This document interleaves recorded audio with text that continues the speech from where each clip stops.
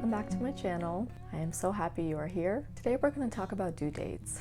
And this is a topic that I'm very passionate about because I think inductions in our country are it's outrageous. There are way too many women getting induced, and a lot of times for very unnecessary reasons.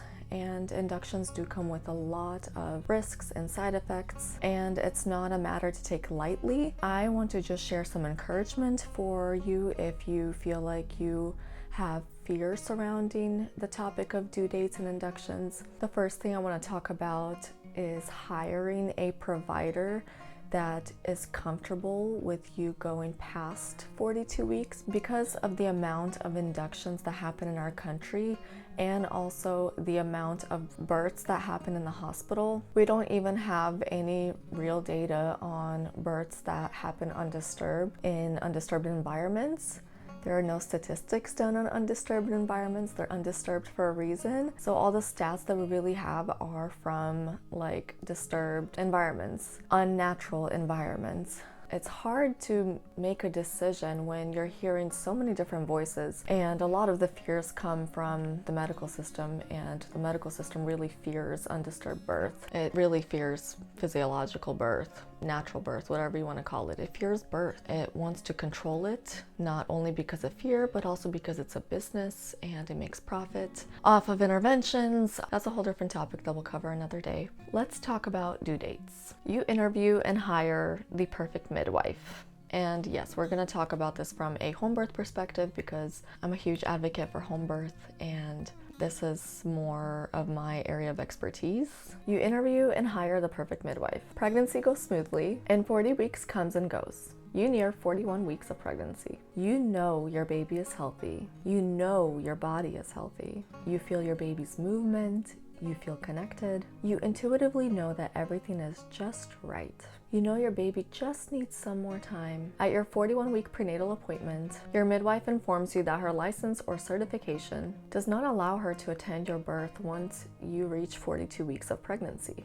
even if everything is perfect, and she will have to transfer care to the hospital. She gives you alternatives, quote unquote, natural induction, sex, nipple stimulation, pumping, walking, acupuncture, mild circuit, homeopathics, taking herbs, and even as serious as drinking castor oil. You feel betrayed, anxious, stressed, and torn between what to do. Instead of resting, nesting, and enjoying the last few weeks or days of pregnancy, you are now in a state that is opposite of what your body needs to feel to go into labor. One of the most important questions that you must ask anybody that you interview to hire to attend your birth is, what happens after 41, 42 plus weeks? 42-week due dates are based on the idea that women have 28-day cycles and ovulate on the 14th day, and that's just not true for every woman. Research shows that only around 50% of women actually go into labor by the 40th week. Standardized care does not take into account that babies are individuals that develop on their own timeline,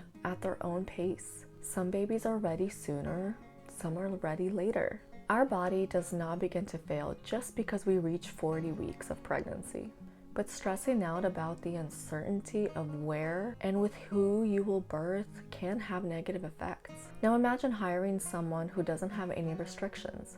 That is, if you want to hire someone to attend your birth. She is aware of your gestation, and she is also aware of the health of your body and baby. Together you wait, rest, nourish, and observe the body for signs of health.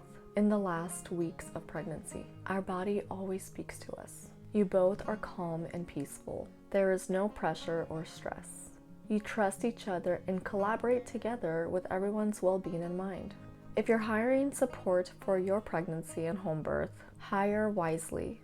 It is so wise to hire someone who believes and practices with individualized care and serves you above all.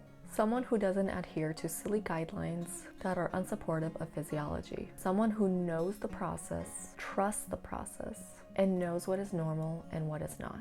Don't blindly reassure yourself that you will not go past 42 weeks. Most of the time, there are no issues going past 42 weeks. Some women even go to 43 and 44 weeks. some of whom I know personally that went on to have beautiful births and had perfect babies.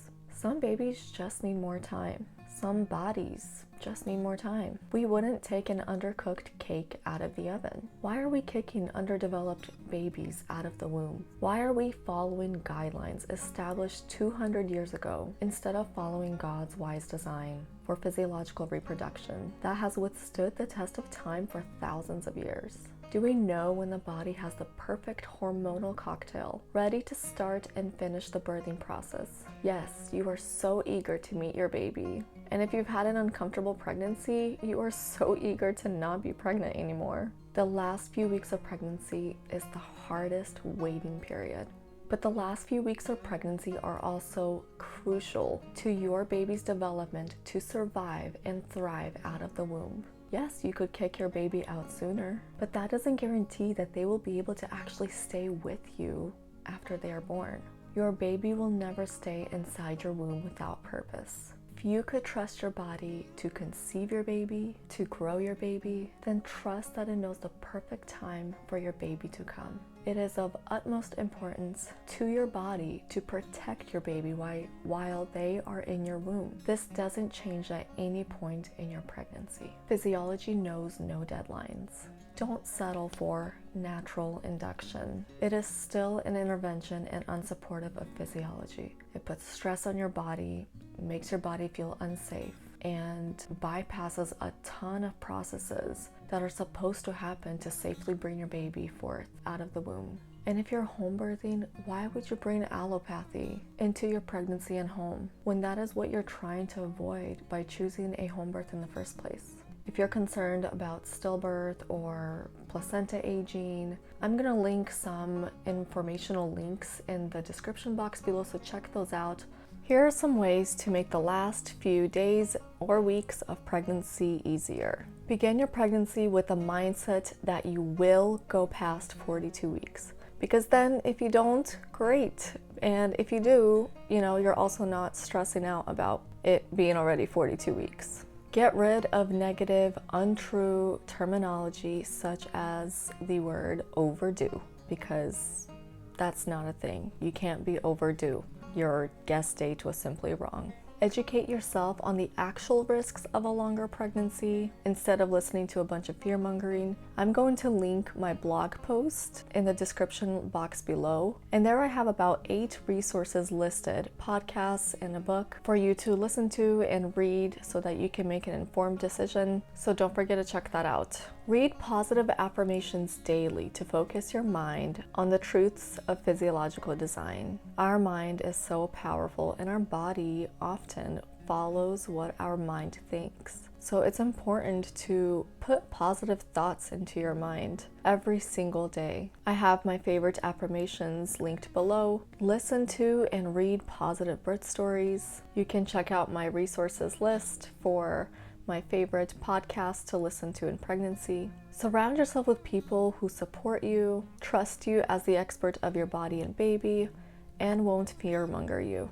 Consider sharing your baby's due window instead of a due date, sharing the period of time between 36 to 44 weeks. Consider using this for yourself as well instead of a due date. If you do choose to use your due date, consider calling it a guest date, as it is estimated that only 5% of babies are actually born on their guest date or their estimated due date. Do something that makes you comfortable and happy every single day. I personally chose to take daily magnesium baths to relax my mind, relax my body, and connect with my toddler when she would join. Spend time outside in nature and in the sun. Nourish your body, dance and sing. Keep your phone in do not disturb mode to minimize phone calls from excited or concerned family members and friends. And make sure you implement firm boundaries. Plan fun dates with your spouse and your family in the last few weeks to keep your mind off of